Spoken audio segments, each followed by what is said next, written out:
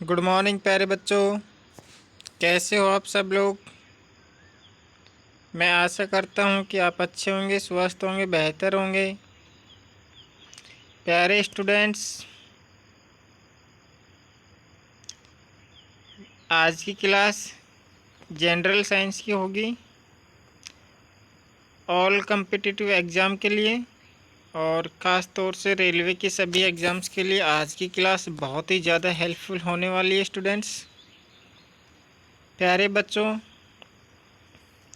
आज की क्लास में मैंने वो मोस्ट इम्पोर्टेंट क्वेश्चन सेलेक्ट किए हैं जो अब से पहले पिछली प्रीवियस ईयर एग्ज़ामों में बहुत बार हर शिफ्ट में देखने को मिले हैं। तो आप ये क्लास को बगैर स्किप किए हुए पूरी देखना है। आप, मैं गारंटी के साथ, दावे के साथ कह सकता हूँ कि इस क्लास में से आपको 90% सब क्वेश्चन एग्ज़ाम में देखने को मिलेंगे। आने वाले सभी एग्ज़ामों में 90% तक का मैं दावा कर रहा हूँ, 90% क्वेश्चन आपको एग्ज़ाम में देखने को मिलेंगे प्यारे बच्चों। तो आप इस क्लास को मिस ना करें और पूरी बिगर स्किप किए पूरी देखना है। और आपको अगर अच्छी लगती है, क्वेश्चनों का लेवल अच्छा लगता है, क्लास अच्छी लगती है, तो आप देखने के बाद में लाइक करना, शेयर करना, कमेंट करना। और स्टूडेंट्स, अगर आप इस यूट्यूब चैनल पर नए हैं तो इसको सब्सक्राइब करके साथ ही बेल आइकन का बटन ज़रूर दबाएं, जिससे नोटिफिकेशन आपके पास सबसे पहले पहुंचे।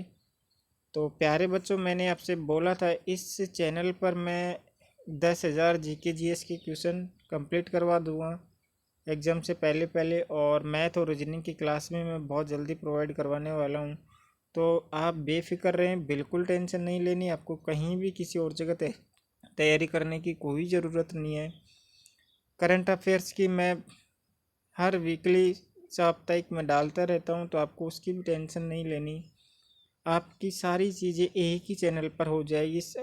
रेलवे की ऑल सब्जेक्ट्स की तैयारी इसी चैनल पर एकदम फ्री प्रोवाइड करवा रहा हूँ। बस आपका प्यार और सपोर्ट मुझे मोटिवेट करता है, तो इसमें आपकी तरफ से कोई कमी नहीं आनी चाहिए। आप अपना बेहतर सपोर्ट करें। आपको मैं अपना बेहतर, बहुत शानदार कंटेंट के साथ में, मैं एक्स्ट्रा फैक्ट्स के साथ में मैं आपको क्लासें प्रोवाइड करवा दूंगा प्यारे स्टूडेंट्स। तो बिगर टाइम वेस्ट किए हुए प्यारे बच्चों, चलते हैं अपनी क्लास को स्टार्ट करते हैं। और इस क्लास का पहला क्वेश्चन देखते हैं। फर्स्ट क्वेश्चन, तो स्टूडेंट्स, फर्स्ट क्वेश्चन है, जब किसी माध्यम का ताप बढ़ता है तो उस माध्यम में प्रकाश का वेग होगा। यानी जब किसी माध्यम का ताप बढ़ाया जाता है तो उस माध्यम में प्रकाश का वेग क्या होगा, यानी बढ़ जाता है। ऑप्शन ए बढ़ जाता है, ऑप्शन बी घट जाता है, ऑप्शन सी अपरिवर्तित रहता है, या फिर ऑप्शन डी तेजी से घटता है। तो प्यारे बच्चों, जब किसी माध्यम का ताप बढ़ता है तो उस माध्यम में प्रकाश का वेग क्या होता है प्यारे बच्चों। एक बार सारे स्टूडेंट्स कमेंट करके बताएं मुझे क्या होता है। सारे स्टूडेंट्स कमेंट करेंगे एक बार। जब किसी माध्यम का ताप बढ़ता है तो उस माध्यम में प्रकाश का वेग प्यारे बच्चों अपरिवर्तित रहता है, यानी अपरिवर्तित। Option number C is right answer first question का। किसी माध्यम का ताप बढ़ने पर उस माध्यम में प्रकाश का वेग अपरिवर्तित रहता है प्यारे स्टूडेंट्स। चलते हैं नेक्स्ट क्वेश्चन पे। क्वेश्चन नंबर 2 होगा प्यारे बच्चों। क्वेश्चन नंबर 2, यदि वायुमंडल नहीं हो तो पृथ्वी से आकाश किस रंग का दिखाई देगा।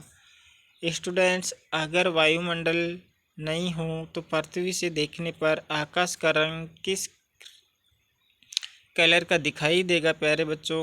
बहुत ही मोस्ट इम्पोर्टेंट क्वेश्चन है। ये दोनों क्वेश्चन बहुत बार शिफ्ट में देखे गए, अब से पहले की जितनी भी एग्जाम्स हुई है उनमें बार बार देखे। तो इस क्वेश्चन का राइट आंसर क्या हो जाएगा, मुझे कमेंट करके बताएं सारे बच्चे। क्वेश्चन नंबर 2 का राइट आंसर क्या हो जाएगा बच्चों, कमेंट करें एक बार सारे। क्वेश्चन नंबर 2 का राइट आंसर हो जाएगा option number A is right answer, यानी काला। पृथ्वी से वायुमंडल नहीं होने पर अगर हम पृथ्वी से आकाश को देखेंगे तो उसका रंग हमको ब्लैक दिखाई देगा, यानी काला दिखाई देगा स्टूडेंट्स। तो इसका राइट आंसर हो जाएगा option number A is right answer. प्यारे बच्चों, आप देखना क्लास का लेवल और कितनी मेहनत आपकी, सिर्फ आपके लिए मैं इतनी मेहनत कर रहा हूँ। प्यारे बच्चों, आप बस मोटिवेट करने के लिए मुझे आपका प्यार और सपोर्ट करें। आपको बेहतर कंटेंट, बेहतर क्वेश्चन सेलेक्ट करने के साथ ही मैं आपको क्लास प्रोवाइड करवाता हूँ। तो आपसे उम्मीद करता हूँ कि आप अपना सपोर्ट और प्यार बनाए रखें। यूट्यूब को, इस चैनल को सब्सक्राइब ज़रूर करना और साथ में बेल आइकन को भी ज़रूर दबा देना, जिससे आपके पास आने वाली क्लासेस का नोटिफिकेशन सबसे पहले पहुंच जाए। तो चलते हैं स्टूडेंट्स, क्लास का 3rd नंबर क्वेश्चन है, क्वेश्चन नंबर 3। समुद्र में जल का रंग नीला दिखाई देता है, किस कारण? तो प्यारे बच्चों, बहुत ही बेस्ट क्वेश्चन है, बहुत शानदार क्वेश्चन है, बेहतरीन क्वेश्चन है। समुद्र में जल का रंग नीला दिखाई देता है निम्न के कारण। तो प्यारे बच्चों, ऐसा जब हम किसी समुद्र में जल का रंग देखते हैं तो वो हमको नीला प्रतीत होता है। तो इसका कारण होता है प्रकीर्णन की वजह से होता है प्यारे बच्चों। किसके कारण? तो option number C is right answer. प्रकीर्णन की वजह से हमको समुद्र में जल का रंग नीला दिखाई देता है। स्टूडेंट्स, अच्छे से क्लास को देखना है आपको, बिगर स्किप किए हुए। मैं बार बार बोल रहा हूँ, बीच में बहुत सारी चीज़ें ऐसी एक्स्ट्रा इफेक्ट के साथ बताने वाला हूँ जो आपको एग्ज़ाम में देखने को मिलेगी। और इस क्लास से भी मैं 90-80% तक का दावा कर रहा हूँ कि आपको एग्ज़ाम में श्योर मिलेगा, क्योंकि प्रकाशीय टॉपिक्स की मैंने तीसरी क्लास है। तो तीसरी क्लास में से आपको 80 से 70, 80%, 95% तक का मैं दावा कर रहा हूँ कि आपको एग्ज़ाम में देखने को मिलेगी। क्वेश्चन तो 100% मिलेंगे, बस विश्वास रखना आपको। और आप स्टूडेंट्स क्वेश्चनों को देख के भी आप अंदाज़ा लगा सकते हैं कि किस लेवल के क्वेश्चन है। तो मैंने इस क्लास में वही क्वेश्चन, हर क्लास में मैं वही क्वेश्चन सेलेक्ट करता हूँ जो क्वेश्चन अब से पहले बहुत बार देखने को मिले एग्ज़ाम में। तो चलते हैं प्यारे बच्चों इस क्लास का क्वेश्चन नंबर 4 पे। किस रंग का विक्षेपण सबसे अधिक व सबसे कम होता है? तो प्यारे बच्चों, बहुत ही ज़बरदस्त क्वेश्चन है, बहुत ही शानदार क्वेश्चन है। तो इस क्वेश्चन का राइट आंसर क्या हो जाएगा प्यारे स्टूडेंट्स, बताएं मुझे एक बार कमेंट करके। किस रंग का विक्षेपण सबसे अधिक होता है? एक बार मुझे सारे स्टूडेंट कमेंट करें, कमेंट करें मुझे सारे स्टूडेंट। तो प्यारे बच्चों, सबसे अधिक विक्षेपण और सबसे कम विक्षेपण होता है, option number A is right answer. बैंगनी रंग का विक्षेपण सबसे अधिक होता है और लाल रंग का विक्षेपण सबसे कम होता है। ठीक है प्यारे बच्चों, एक फॉर्मूला है एक याद करने का, विब ग्योर नाम की एक, इसमें कलरों को सेलेक्ट किया गया एक। आप इस फॉर्मूले से, इस वर्ड से आप याद रख सकते हैं। वी से बैंगनी हो जाएगा और आर से, यानी बैंगनी रंग का विक्षेपण सबसे अधिक होता है और रेड कलर का विक्षेपण सबसे कम होता है। तो इसको आप याद रखना प्यारे बच्चों। चलते हैं नेक्स्ट क्वेश्चन पे, क्वेश्चन नंबर 5। श्वेत प्रकाश जब प्रिज्म से होकर गुजरता है तो जो वर्ण सबसे कम विचलित होता है वह है, यानी जब श्वेत प्रकाश प्रिज्म से होकर गुजरने पर जो वर्ण सबसे कम विचलित होता है, यानी कि उसमें बहुत कम विचलित होने का कारण क्या होता है प्यारे बच्चों? ये देखो, जब कोई श्वेत प्रकाश प्रिज्म से होकर गुजरता है तो जो वर्ण सबसे कम विचलित होता है क्या वो कौन सा रंग है, कौन सा वर्ण है जो सबसे कम विचलित होता है स्टूडेंट्स? तो क्वेश्चन नंबर 5 का राइट आंसर क्या हो जाएगा प्यारे बच्चों? कमेंट करके मुझे एक बार सारे बच्चे कमेंट करेंगे। तो इस क्वेश्चन नंबर 5 का राइट आंसर हो जाएगा option number C is right answer students, यानी लाल कलर का वर्ण सबसे कम विचलित होता है। लाल कलर का रंग सबसे कम विचलित होता है जब श्वेत प्रकाश से होकर, कोई प्रिज्म से होकर श्वेत प्रकाश गुजरता है। तो इस क्वेश्चन का राइट आंसर हो जाएगा red colour, option number C. किस रंग की सबसे अधिक व सबसे कम तरंग दैर्घ्य होती है? प्यारे बच्चों, अब हमने इससे पहले वाले क्वेश्चन नंबर 4 में देखा था कि किस रंग का विक्षेपण सबसे अधिक व सबसे कम होता है। अब इस क्वेश्चन में है, क्वेश्चन नंबर 6 में होगा किस रंग की सबसे अधिक व सबसे कम तरंग दैर्घ्य होती है स्टूडेंट्स? तो हम इसमें कुछ नहीं करना, बस आपको विक्षेपण पूछें तो बैंगनी और लाल हो जाएगा, और आपको तरंग दैर्घ्य पूछें तो लाल और बैंगनी हो जाएगा। उल्टा करना है प्यारे स्टूडेंट्स, ठीक है। तो इसका राइट आंसर क्या हो जाएगा ऑप्शन क्वेश्चन नंबर 6 का? स्टूडेंट्स कमेंट करके मुझे एक बार बताएं। तो इसका राइट आंसर हो जाएगा option number A is right answer, यानी लाल कलर की तरंग दैर्घ्य सबसे अधिक होती है और बैंगनी रंग की तरंग दैर्घ्य सबसे कम होती है प्यारे बच्चों। तो इस तरीके से हम याद रखना है, और मैं बार बार बोल रहा हूँ आपको क्लास स्किप करके नहीं देखनी है, पूरी क्लास देखनी है। बहुत ही बेहतरीन लेवल की क्लास है, बहुत अच्छा कंटेंट है इसमें, बहुत अच्छे क्वेश्चन है। तो चलते हैं प्यारे बच्चों क्वेश्चन नंबर 7 पर। इस क्लास का क्वेश्चन नंबर 7 है सर सीवी रमन को किस क्षेत्र में नोबेल पुरस्कार दिया गया था? तो प्यारे बच्चों बहुत ही अच्छा क्वेश्चन है। सबसे पहले तो मुझे सारे स्टूडेंट्स कमेंट करके बताएंगे कि सर सीवी रमन को नोबेल पुरस्कार कब मिला गया था, यानी कब दिया गया था प्यारे बच्चों नोबेल पुरस्कार, और कब दिया गया था। वैसे मैं आपको बता दूं इसकी शुरुआत 1901 में की गई थी प्यारे बच्चों, ठीक है। नोबेल पुरस्कार की शुरुआत 1901 में की गई थी, और सर सीवी रमन को 1930 में दिया गया था प्यारे बच्चों, 1930 में दिया गया था। तो एक्स्ट्रा फैक्ट में ये ज़रूर नोट कर लेना, क्योंकि GS में आपको जो भी पुरस्कार हैं उनके बारे में ज़रूर पूछेंगे, तो आप ये चीज़ एक्स्ट्रा फैक्ट में नोट कर लेना। सर सीवी रमन को किस क्षेत्र में नोबेल पुरस्कार दिया गया था? तो इसका राइट आंसर हो जाएगा option number B is right answer, यानी प्रकाश के प्रकीर्णन के अध्ययन के लिए सर सीवी रमन को 1930 में नोबेल पुरस्कार दिया गया प्यारे बच्चों। तो इसका क्वेश्चन नंबर 7 का राइट आंसर हो जाएगा option number B is right answer. प्रकाश के प्रकीर्णन के अध्ययन के लिए उसको नोबेल पुरस्कार दिया गया था। नेक्स्ट क्वेश्चन पे चलते हैं, क्वेश्चन नंबर 8। सूर्य की किरणों की तीव्रता मापने के लिए किस उपकरण का प्रयोग किया जाता है? मैं स्टूडेंट्स एक चीज़ आपसे सजेस्ट कर रहा हूँ कि आप इस क्लास का लेवल देखना। आपको क्या लगता है नहीं है कि क्वेश्चनों का लेवल क्या है, और ये क्वेश्चन कितनी बार एग्जाम में आपसे पहले रिपीट हो चुके हैं और आने वाली हर एग्जाम में आपको रिपीट होंगे। तो आपसे रिक्वेस्ट है कि आप इसको बिगर स्किप किए पूरी देखना है, लाइक करना है, शेयर करना है, और जितने भी स्टूडेंट अगर इस क्लास को देखते हैं तो उनसे मेरी रिक्वेस्ट है, पर्सनली रिक्वेस्ट है कि वो यूट्यूब चैनल को, इस चैनल को सब्सक्राइब करें, साथ में बेल आइकन का बटन दबाएं, क्योंकि प्यारे बच्चों आपके मुझे सपोर्ट की, आपके साथ की बहुत ही ज़्यादा ज़रूरत है। तो जब मैं आपके लिए इतनी मेहनत करता हूँ, रात के 5 बज रहे हैं, 5:30, 5:15, 2 बजे, 3 बजे, मैं कभी भी आपकी क्लास रिकॉर्ड करने लग जाता हूँ। तो प्यारे बच्चों आप समझ सकते हो ना, आपसे तो इतनी तो उम्मीद मैं रखता ही हूँ कि आप मुझे अपना सपोर्ट और प्यार देंगे। तो इसको सब्सक्राइब ज़रूर करना है प्यारे स्टूडेंट्स। तो सूर्य की किरणों की तीव्रता मापने के लिए किस उपकरण का प्रयोग किया जाता है? स्टूडेंट्स कमेंट करके मुझे एक बार ज़रूर बताएं सारे स्टूडेंट्स। सूर्य की किरणों की तीव्रता मापने के लिए किस उपकरण का प्रयोग किया जाता है? तो सूर्य की किरणों की तीव्रता मापने के लिए स्टूडेंट्स एक्टियोमीटर का प्रयोग किया जाता है। किसका किया जाता है? एक्टियोमीटर का, ठीक है प्यारे बच्चों।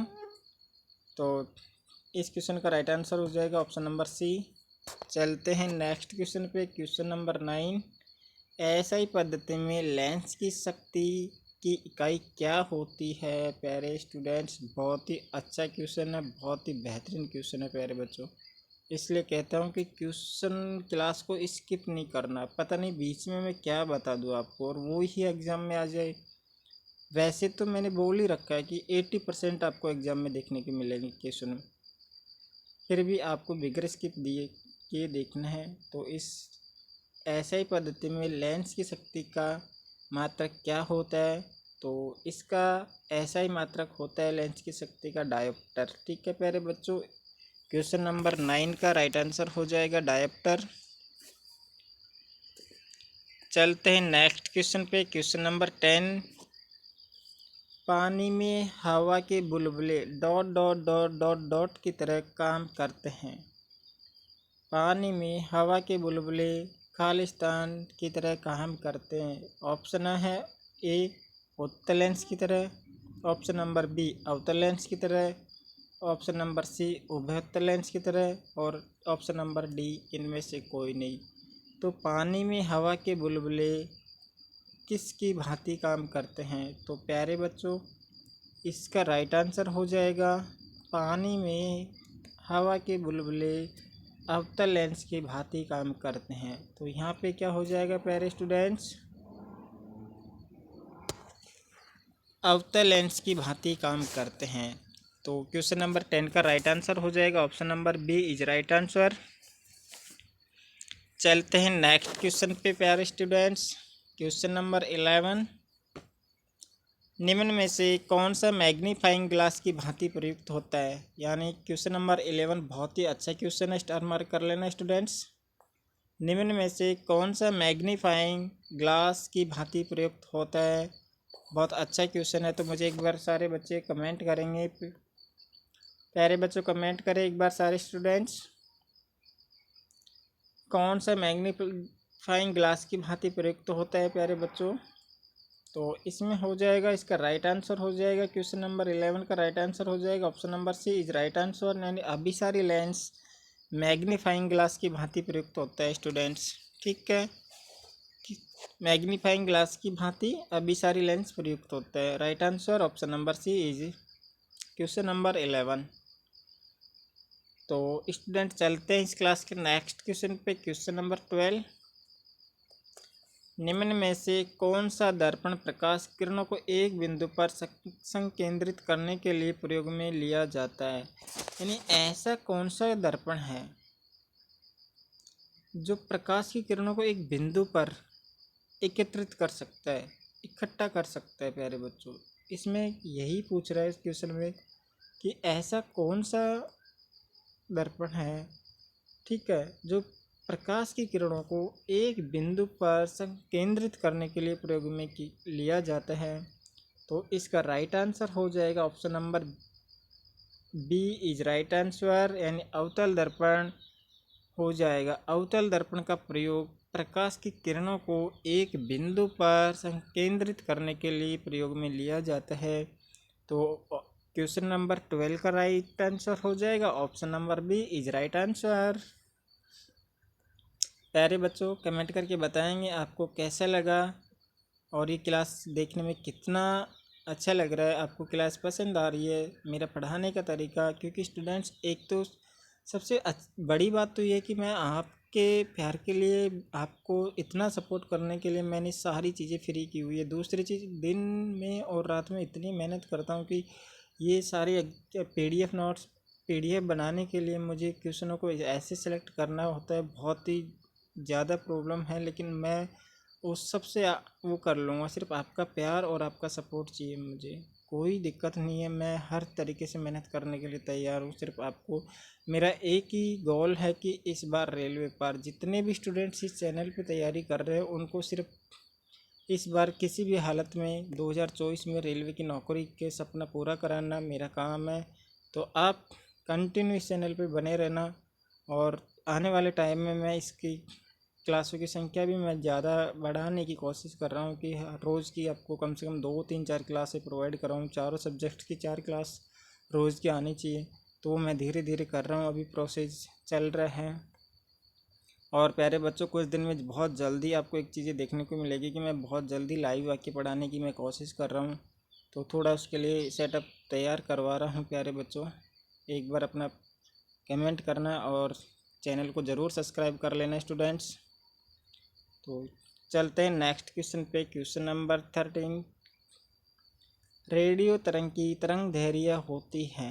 प्यारे बच्चों, बहुत ही अच्छा क्वेश्चन है, बहुत लेवल का क्वेश्चन है। ये क्वेश्चन मैंने जब वहाँ से सिलेक्ट किया ना, तो मुझे बाकायदा कौन सी साल में और कौन सी शिफ्ट में दिया हुआ मतलब आया था और कौन सी किस एग्ज़ाम का था। तो मैंने ये बहुत अच्छे से जब देखा तो ये बहुत कम से कम 4-5 बरस से पहले ये क्वेश्चन पूछा गया है। दोनों क्वेश्चनों को मैंने, इस क्वेश्चन नंबर 13 और क्वेश्चन नंबर 14 बार बार रिपीट होने वाले क्वेश्चन है और अब से पहले भी हुए, तो आपको बहुत अच्छे से देखना है। क्वेश्चन नंबर 13, रेडियो तरंग की तरंग दैर्घ्य होती है, इसका राइट आंसर कितनी होती है रेडियो तरंग की तरंग दैर्घ्य? स्टूडेंट्स कमेंट करके बताएं मुझे एक बार।